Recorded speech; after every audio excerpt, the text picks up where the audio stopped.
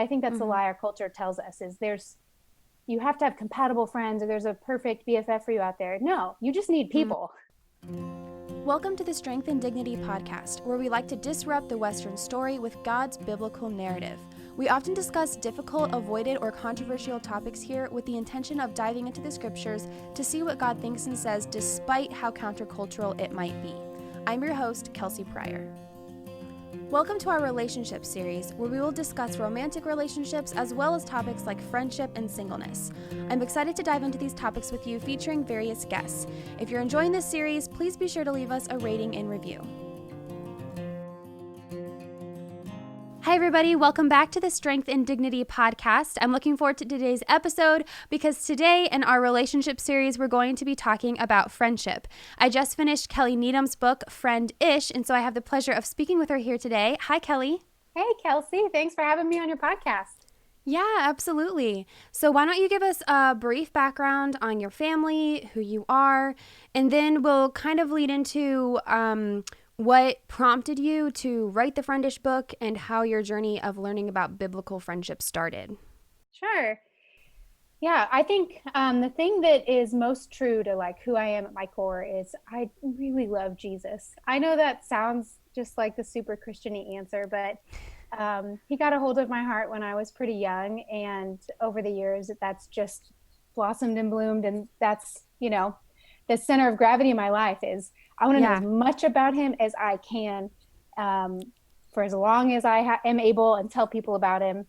And my love for him is what's led me into relationships like marriage. I got married when I was 20, which is out of the ordinary nowadays more than ever. But like that was really Jesus-led decision for me and my husband. So we've been married now 14 years. Wow. And we now have 3 kids, 2 biological, 1 adopted. We're in the middle of another international adoption. And so are soon to have 4 kids. And and in the middle of that, friendship has been important through every one of those seasons of my life. Jesus has really used that to shape me. So that's awesome. A little bit about me. Awesome. Thanks. Well, I think anyone listening can agree that friendship is just a huge part of life in general. But I think there's also a collision, just like most things, between worldly friendship and biblical friendship. And you kind of lay out that shift in thinking in your book really well. So I highly recommend that everyone go grab Friend-ish and read it. But while we have you here, we'll ask you some questions about it as well. So give us like an overview of the paradigm shift between biblical and worldly friendship that you talk about in your book. Sure. So most of us, I think, don't think very well about friendship. We just do it. We do friendship. All of us do it. We all make friends since we were very young, and we make friends all throughout high school and college. And we usually do that the world's way because we're generally not being trained to do it any other way. So a lot of training in the church about how to think about dating, how to think about marriage, how to think about parenting. All of those relationships get trained and talked about. How does a believer think about those things as different from the world? But with friendship, there's almost zero training in that. It's just don't do bad things with your friends. Don't sin with your friends. Don't have friends that lead you into sin. But I just found there's very little talk about that. And so there's a lot of confusion. And so really my hope in the book was to put some language to like what worldly friendship is like, how those are off kilter a little bit, and then go, what does the Bible say about our friendship, and specifically about how we befriend others? What does our befriending look like to other people now that we're in Christ? How does Jesus coming into a human heart change the way we do friendship? Because it's extremely important in all of our lives. Yeah, absolutely. I've definitely experienced that clash. Actually, the way that I actually started reading your book was a total God thing because my dad was in my room and I was just cleaning my room and he was just talking to me and I was in the middle of something like hard in my friendship world. And I don't even remember exactly what it was, but I was just like, I don't understand. And I started like listing all these things that were wrong in my friendships. And my dad goes, "Are you looking for a friend or a soulmate?" And I was like, And so I started realizing like lots of the criteria I had built up in my mind for friendship were like that of a spouse. And I was like looking for this like perfect match. And, you know, when you're looking for someone to marry, that only happens once. But I was expecting it to happen multiple times for my friendships. And it had just been my birthday. It was right after my birthday. So I had a pile of some presents on my bed and I was cleaning them up. And at the bottom was a book that my cousin gave me. And it was Friendish, right as I'm yelling at my dad about my friendships. And I was like, maybe I should read this. And so that night is when I read the intro and I was just in tears because you use a lot of things like maybe you felt this way, this way, this way. And I was like, this is exactly what I was just telling my dad how I felt. So it was really providential that I started reading your book and I just like read through it right away. But I felt my favorite chapters were when you talked about the marks of a counterfeit, and there are 3 different ones. Do you mind talking about those 3 things? Sure, yeah. The first counterfeit friendship is one that replaces Jesus. So it's essentially a form of idolatry, which we do all the time. That shouldn't feel condemning to us. That's normal. Human heart is prone to worship the created things, not the creator. And we do that, like you said, with spouses. We do that with children. We do it with jobs, but we also do it with our friends. Things that we should only be looking to Jesus for, we start looking to our friends for. Things like stability. Only Jesus can give us ultimate security and stability. He is the solid rock that when we stand on him, the ground is solid. If we try to look for stability in a friend, a BFF who's like going to be there for us no matter what, it's going to fail us. Or if we look for security, significance, who gives our life meaning, all of those things are meant to be met in Christ, the fountain of living waters. A friend can never fill that void, maybe for a short time, but they'll always disappoint. So that's the first one. The second one is a friendship that is selfish, a friendship of selfishness, where really we're coming into friendship going, what do I want and what do I need? I'm going to befriend somebody to get something from them. I'm in friendship to get something. And that's pretty normal worldly friendship. That's why people make friends. And in the culture around us is to get those things. But that is not the way that we're taught in the Bible to treat anybody. We're called to love them as Christ loved us, which is sacrificially. So that's the second counterfeit. And then the third one is friendship that mimics marriage. So kind of what you were saying, there's a temptation, I think, specifically, I think with men and women, it's more common in women maybe, to, in the waiting for a soulmate, in the waiting for a marriage partner, we want somebody to like fill the void right now. Yeah. And so we start to look for that one single other person who we unite our lives with, and we do covenantal things with that really the Bible would only say marriage is the only place we're supposed to let 2 people become one unit, but we try to do that with friendship. And we usually call it best friendship. And I don't think it's wrong to have a best friend. I don't think that language is sinful, but I think that's how it plays out culturally is, this is my best friend and we're really a couple. And normalizing that when really that's not healthy to be in a friendship like that. So those are the main 3 categories, I think. Types of friendship we think are good and feel good maybe on the front end, but really are not healthy for a Christian. Yeah, absolutely. Yeah, I loved all 3 of those chapters. And I've got to say the selfish one caught me off guard just because I wasn't expecting to feel so convicted in that chapter. The other 2, I feel like I can plainly see when it's a sin. Like, even if I'm in the moment not aware of it, I can like later on be like, I guess that was idolatry or, you know. But the selfishness one, I was like, well, yeah, like why else would you want a friend? Because you're trying to, you know, like not only take something, but hopefully also give something. But it felt like very transactional in the way that I thought about it. And I know that that's wrong in marriage. And that's when I started to realize, oh, these teachings I hear about marriage in terms of like, you don't want your spouse to replace what you should be getting from Jesus and all these kinds of teachings that I hear in the church, I never realized that those also like transferred to other relationships as well. And that those are also things to be guarding against. And so that was just flip in my in my mind when I read that. But going off of what you said about you don't want that best friendship to be like covenantal and replacing marriage in any way. So I'm a 21-year-old single Christian girl, and on my journey of being content in singleness, one of the things I realized that I was missing the most from not being married is the companionship. And so I started to go down this path in my head of, well, maybe I don't need a companionship in marriage as long as I have this companionship in friendship. And the way that, especially when I was younger, I can definitely identify how this has played out in my life negatively in my friendships, but have only been aware of it as I've gotten older, is I do find like the one person and I cling to them. And I don't know if anyone else listening can relate to that, but I think they can. Yes. And so when you are thinking about like single, especially women, like you were saying, who are really trying to be like content in their singleness or just wrestling with that, having friendship replace that companionship feeling that people usually get out of marriage can be really difficult to navigate. Like what are the boundaries there? What are some like stumbling blocks? How can you know when you're starting to go down that unhealthy path of friendship, especially when you're single? Sure.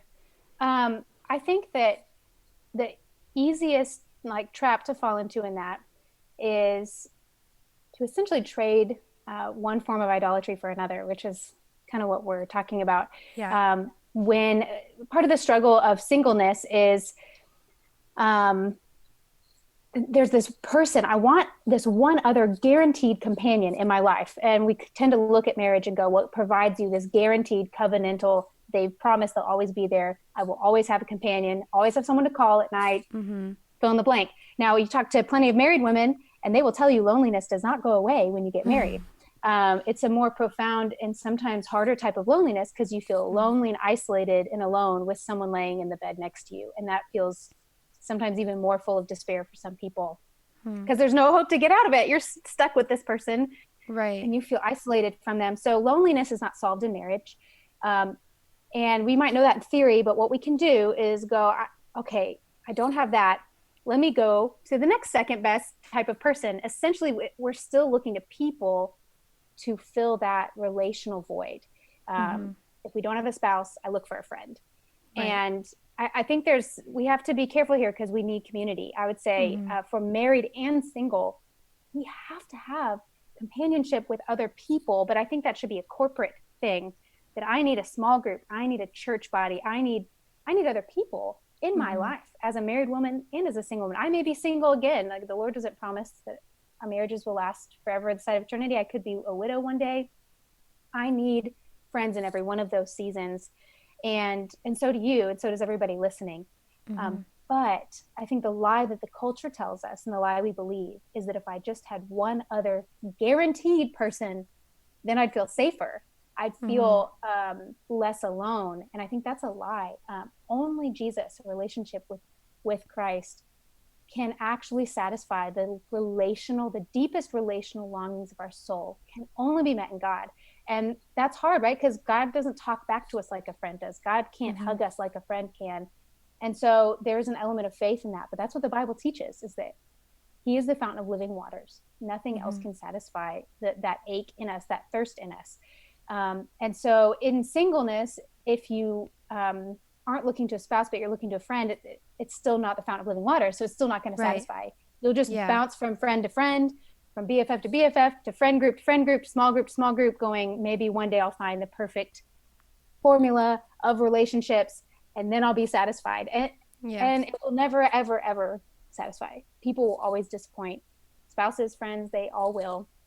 Only when Christ fills that void, then we can actually enjoy what community has to offer for us. And that is important. This is not and you've read my book.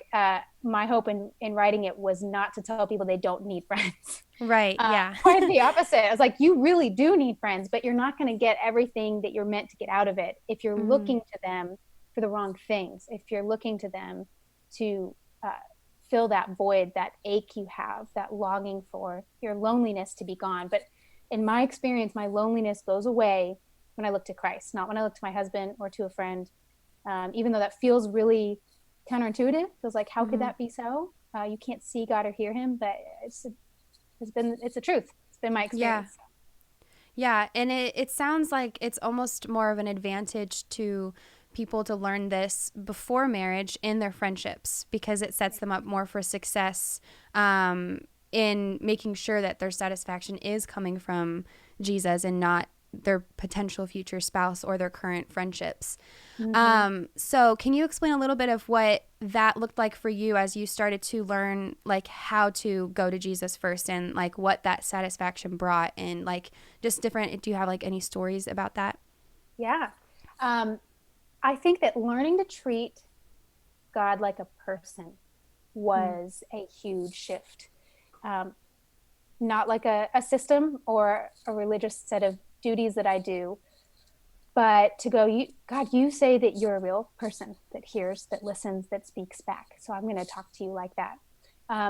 There was a day, a good example of this, a day that my husband was on the road. So he used to do music, was gone a lot on tour. I'm home by myself, so feeling really lonely. It's the end of the night. I just put the kids to bed, and he's on stage, so I can't call him. And I don't remember what was happening in my life. I just know I felt really beat down, discouraged, and sad and alone. And so I started sending those kind of phishing texts out to my friends, if you know what I mean. Hey, what are you doing tonight? Like, I don't want to tell you that I'm like sitting on my bathroom floor crying, but I'm going to just see if you'll respond to me. So I'm throwing out some, bait, and I'm getting zero response. And that's not like they're ignoring me. These are other moms at the time. Like, they're probably busy, but no one's responding to me. And I just felt like, gosh. And I remember this moment of being on the floor in my bathroom and then going, God, I don't want to talk to you. I know that I can, but I want to talk to a person. And so I just started talking to him, not like I might have usually. Lord, thank you so much for today, and you're so wonderful. It was just, God, I want to talk to you. I want to talk to a friend. You don't speak back to me the same way. I have to wait to hear from you, and I don't even know it. I'm just letting the words flow out of my mouth. And then I stopped and I listened, because what friendship is good when you do all the talking? You just talk for 20 minutes and then you leave. You would have not a good friendship at all with somebody if you treated them that way. Yeah. And we do that to God. We just talk at him and then we peace out. And so I started listening and just let my heart be quiet. And the Spirit started bringing to mind sins in my life that I didn't want to deal with, which is probably why I didn't want to talk to God. But then I'm like, oh, now I have to confess these things to you, Lord. And I just had this, but what started as a really uncomfortable moment in my relationship with him became, as I look back now, it was a way that he was pursuing me. Everybody was busy, and that was his doing. And then he was alone with me and prompted me to start. We just had a conversation, and I talked to him honestly, which friends do with one another. They speak honestly, good friends do. I listened, which good friends do that. And then I wanted to hear more of what he had to say. I started reading my Bible and talking back to him. My relationship with God and the feeling of closeness I have with him feels more like writing letters back and forth with a friend who lives far away than it does a phone conversation. You write a letter, you put it in the mail, and then you wait a couple of days, but you keep checking the mailbox because you know they're going to respond. And so there's an active waiting on God, which the Bible calls waiting on the Lord. And he does respond, and he responds through his word, through your prayers, through your circumstances. And those moments have felt so personal to me, that God has felt as tangible as my friends, as I've been willing to be honest with him and not fake, and to listen, to actually give him the time of day to speak back to me and get to know him. So that's what it looks like in my life. And that was one way where I was looking for my friends to be that for me. And God in his kindness said, no. Yeah. You need me. Totally. That's amazing. Especially because he knew what you needed in that moment, even if you weren't in a place to be like rejecting friends so that you could spend time with God. He like did that part for you so that he could spend time with you. So that's really sweet. Could you talk a little bit about I loved the intro of your book when you're describing, I think it was the intro or it was very soon in the beginning, like a table of friends that you would meet with every week, I think. And Yeah. I was just like, how did that happen? I grew up homeschooled, and I have lots of really good friendships, but they're all from different parts of life. They're not like a group of friends that we all went to school together and stuff like that. And I know that you described how you had just moved to a new place. And so I wondered if you could talk a little bit about how you found those friendships and some of the most beneficial like aspects of having a consistent and somewhat committed, it seems like, to come once a week, yet not committed enough to like replace marriage or replace Jesus. So can you talk a little bit about how you guys came to that point? Yeah. I think to get good friends, you have to be willing to put yourself out there. And most of us don't like doing that. It feels too scary to kind of. My first friend in that group, part of the way that started is I didn't have any friends locally. I had a lot of friends all around the nation, but no one right down the street. And I knew a couple of ladies that I had met, but like very acquaintance. I didn't have their phone numbers. So I had email addresses for some reason. So I sent an email and essentially said in my email, hey, I need friends. Will you be my friend? So Wow. that's really how that happened. I was like, hey, look, I'm not traveling as much with my husband. I don't have any friends. I know you guys are all, and they were three really good friends. They grew up together. They went to high school together. So I was clearly an outsider. And I just wrote to them and I was like, I just need community. And it's okay. When you do that with people, you have to give them an out. You don't know what their limitations are. I can't force people to be my friend, but I did ask. And one of these girls responded right away and said, yeah, let's get coffee at Starbucks this week. And I was like, oh, okay. So we started getting together and getting to know each other. She really had a hunger for God as well, which was awesome.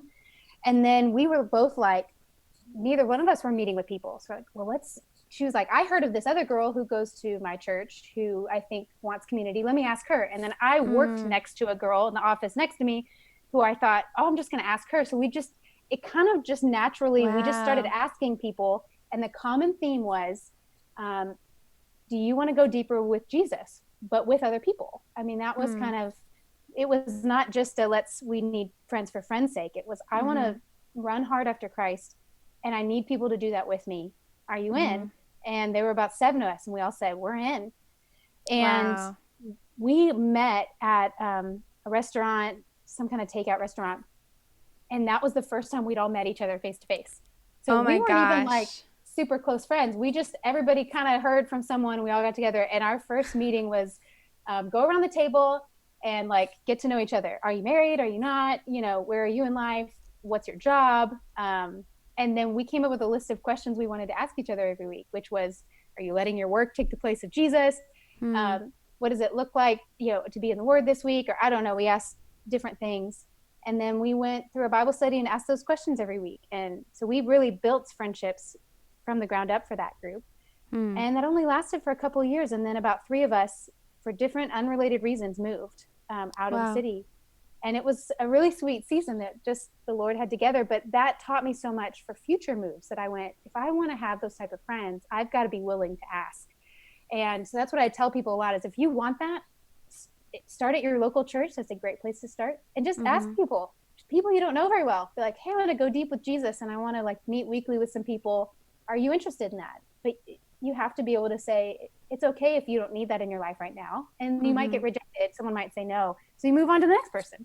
And I think part of what that teaches us is we don't need a specific friend or a specific group to be our friends for friendship to fill that void. And I think that's the lie our culture tells us is you have to have compatible friends or there's a perfect BFF for you out there. No, you just need people who also want to follow Jesus. And it really doesn't matter who they are, what life stage they're in, if they click with you or not. You just need someone who's also desperate for Jesus. And so those people are out there. You just have to be willing to ask. And you can do like I did. Send an email. Say, hey, I need friends. That's awesome. And what do you think? And they might all look at you like you're crazy. Some people did that to me. That's okay. Move on. And the Lord's going to provide somebody. Might not be who you wanted. Yeah. But it will be people. And that's what you need is just other women to link arms with and go, we're going to run after Christ together. We're going to go deep with him. It's going to be awesome. And it will be. It's Yeah, and I bet when you have less of a picky filter, having the differences in seasons and life stages and stuff like that actually provides for better sharpening because everyone's Absolutely. from like different backgrounds and is there for from a different place. So that's really cool. Yeah. One thing that I've noticed in myself, and I just hear about it all the time, especially in female friend groups, is it's really hard to not have drama that hurts like the core of the friend group. One time I was experiencing this, and my mom was like, "Hey, what's going on? And I've noticed that this, and that happened different lately." And I was like, it's really complicated to explain. I'm trying to just fix it or whatever, like so that we can like move on. And she was like, okay. And she kept like asking little probing questions. And it seriously was confusing enough. I just didn't know how to even start. And she was like, is this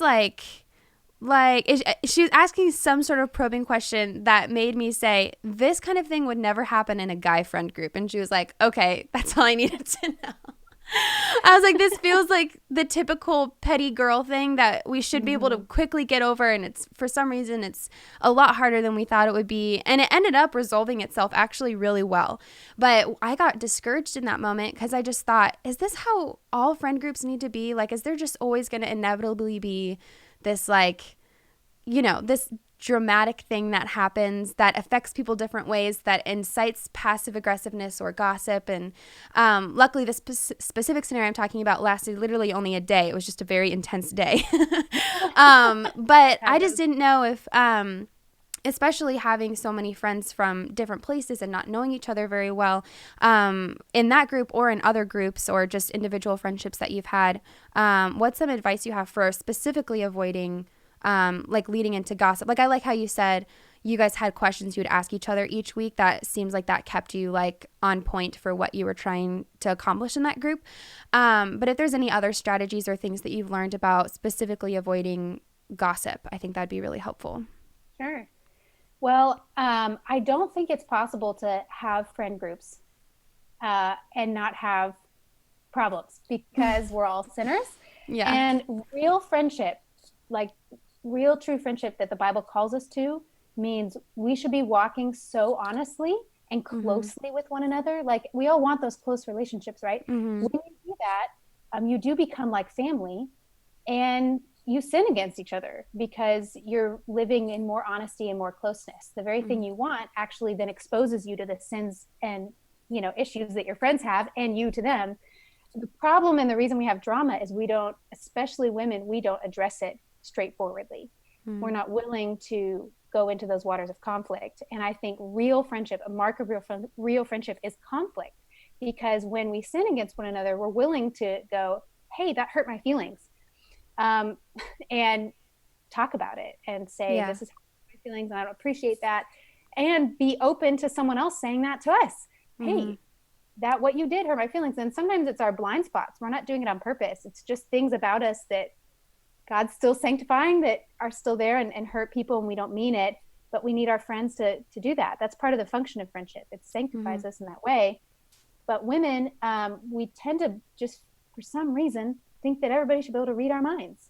Men, Yeah. women, everybody. It's like, don't you know that I'm mad by the fact that I didn't put an exclamation point on the end of my text? Like, you should be able Yes. to read that. And we all do it. I do it. And I have to catch myself and be like, Kelly, be straightforward. But we all tend to just want our friends and anyone else in our life to be able to read our minds, know what's wrong, and approach us about it. And then when that Yeah. doesn't happen, we get bitter and mad, and we start being passive aggressive and pulling away from the relationship. And then the person's going, why are you not calling anymore? And then it Yeah. turns into drama, and then it turns into gossip because we still want friends. So we go to other people and we talk about the problems. Yeah. But Jesus tells us in Matthew 18, when your brother or your sister sins against you, go to them directly, one on one, and speak honestly about it. Tell them what they did. And Mm-hmm. that's really scary and nerve wracking for most people, but is a really important part of friendship, to sit somebody down and say, hey, this was not okay with me. And I Mm-hmm. love you and I value our friendship. And that's why I'm having this conversation. Now, what do you think? And maybe they have a beef with you don't know about. And no one wants to have those conversations, but all my friendships, all my closest friendships have all had that in common. We've had that. We've gone there with each other. And that produces a level of trust that I think is really valuable. Now I know I don't have to guess anymore if my friends are mad at me, because if they are, they'll tell me, because they have, you know, and they don't have to guess with me either, because if I have a problem, I'll tell them. And we've been there, and you get these relationships now that are really valuable. So I think the drama-free is totally possible if there's a commitment up front to go, we're going to be honest with each other. And if you're in a new friendship, sometimes that's a conversation you can just have up front and say, hey, I don't know about you, but I really don't like drama. And I know that means we need to be able to be honest with each other. And so I want to commit to you, if you'll commit to me, that if something's wrong in our friendship or you've hurt my feelings, I'm going to tell you and be honest with you, not in a mean way, but I'm going to be honest. And will you do that for me as well? Will you commit to me that if I offend you or am unkind to you in some way, even if it's like a sin of omission, like it was your birthday and I forgot, or it was the day your mom passed away and I forgot to text you on that day, like, will you say something to me? I want to hear that. And that can really set up a friendship well, or a group well, to avoid drama, to just commit to be straightforward. And I think guys do that naturally and really well. That's why they have less drama. They have the same amount of sin. They just deal with it, and we make it more complicated. Absolutely. Absolutely. Well, one of the other pitfalls of friendship that you described in your book, that I don't know if I mentioned this at the beginning, but I went through Friendish with a group of my friends, and it was really awesome because one of the reasons is it kind of gave us common language to be able to talk about different things or identify different problems. And we've talked about it since then, even though we're on to other books. And it's been really awesome. But one of the questions that we had as a group that no one in the group really had an answer for, we just kind of discussed it, and then we were like, I feel like we have questions. And it was the chapter where you talked about same-sex attraction and how that has kind of evolved in modern day friendships, like in the show Friends, which I love the show Friends, and it does feel like that's the most, like, that's the type of friendship we're all going for, where you live across the hall and you know everything about everyone and you're together all hours and whatever. And you described some of the pitfalls of that type of friendship, and one of them being same-sex attraction. So I didn't know if you could kind of talk about where that stems from, if you could explain the thinking behind that, because I think it's become so normal to use like romantic language, or like girls cuddle, guys shouldn't, you know, like that kind of thing, and it's mostly in girl friendships. So why don't you talk about that? Sure. When I was first interested in writing this book, that the same-sex attraction piece had that was a big part of it. I was in college and in some mentoring situations with younger people, high schoolers and younger college students, and some of those behaviors were showing up in friendships between Christian girls. So girls who are like praying together all the time, going to Bible studies. So like they're doing a lot of things that you'd be like, of course, yeah, they're not partying. But it started to feel really normal and natural for them to cuddle together for hours. That turned into making out, that turned into other things. And both of them would say things like, I'm really confused. I want to be married to a man. Why does this feel right? Why does this feel natural? And that is a very common experience that I started to see over and over again. And some of that prompted my journey into thinking about these things. Like, man, what is happening here? And really, I think one of the things that we don't want to deal with, but is biblically a truth, is that none of us are above any sin. So the world around us will tell us that that's a disposition maybe that you're born with or you're not. And I think the Bible says that's a sin issue, and it's not a disposition issue, which means that for all of us who are sinners, no sin is beyond us. And I think that when you create marriage-like friendships, that sin starts to feel really normal.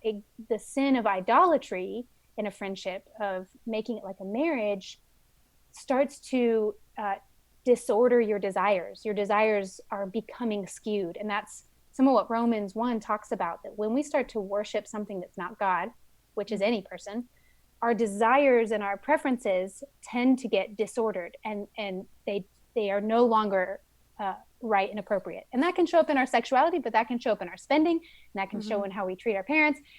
It can show up in a lot of ways, but that can happen in it feeling right and natural to feel attracted to a friend. And a lot of the people I would start to counsel over the years would go, oh my gosh, does this mean I'm a lesbian? I would say, no, you're just a female sinner, and your sin is showing up in this way. I'm a female sinner too, and my sin could show up that way too if I'm not careful. You know, David should be such a warning to us, King David, right? This man of God who then becomes an adulterer and a murderer and a liar and a thief. It's like, oh my gosh, but it's like that could happen to any of us. And so any type of idolatry will produce disordered desires. And I think that a combination of factors, right? The cultural pressure we all feel to find a somebody, the loneliness we all feel, which might be tied to our technology. We find this perfect other person that feels like a fit, and it just feels so right. And then our desires and our idolatry are getting warped and skewed. And so it begins to feel natural to have sexual desires for somebody who is our friend. And the root of that is not the sexuality. I think the root of that is the idolatry. It's you were looking to your friend to be your everything. And that's the root. The fruit was you had some sexual desires that were not appropriate, but that happens in boyfriend-girlfriend relationships. That boyfriend becomes your everything, and you start to sleep with him before you're married. It's like, that's a disordered sexual desire, right? But it came out of, he was my everything, and that was the root. That's the main problem. And I think that the culture would like us to think the main problem is your sexuality and your sexual identity, or fill in the blank. I would just say it was a common enough thing. And I also interviewed a lot of men for this book as well. And men said the same. There were men I interviewed who would say the same thing, that their hunger for relationship and male companionship and like bromance thing led to sexual desire for their friends. And so it happens in both genders. So I think my hope in the book was just to give hope to the person who might be struggling with that or feeling that and feeling really condemned by the enemy or shamed or worried that, like, oh my gosh, is this my identity? To say, no, you're a sinner. You're a female sinner or you're a male sinner. That's all the options. That's it. Yeah. And then you're a female sinner and male sinner redeemed by the grace of God. And those options. And that's it. You fit into one of those. And if idolatry of your friend has been an issue, it might have manifested that way. Especially if you acted like you were married. That shouldn't be a surprise, right? If we are uniting our whole lives together, that we would want to express that physically. That's in some ways how God designed it, which is why it's not appropriate outside of marriage. But it does happen. And so my hope whenever I talk about that to anyone listening is to just say, don't feel alone. Don't feel inordinately shamed for that. I've gotten hundreds of emails over the years writing about this from men and women saying, that's me, and I've never told anyone. And I've always felt really weird or condemned or shamed for that. But that's, you shouldn't feel that way. You should repent of the sin of idolizing friends and ask God to change your heart. But there's so much grace for that. And we're all capable of that if we're not careful and on guard. Which is why it's good for us to have a diversity of friendships, that we're relying on a community of people, not just a one single person, married or single. We need a community to lean on and that point us to Jesus. Yeah, absolutely. I love how you said we're all capable of all these sins and we just don't like to think about it. So when we're encountered with a sin that might be either more condemned or more looked down upon or new for us to experience, we can often either feel a bunch of shame or we want to accept it and normalize it and say there's nothing wrong, instead of just identifying it and repenting from it and then moving on. So that's super helpful, and that just creeps into lots of facets of life, not just friendship. So very helpful and very useful.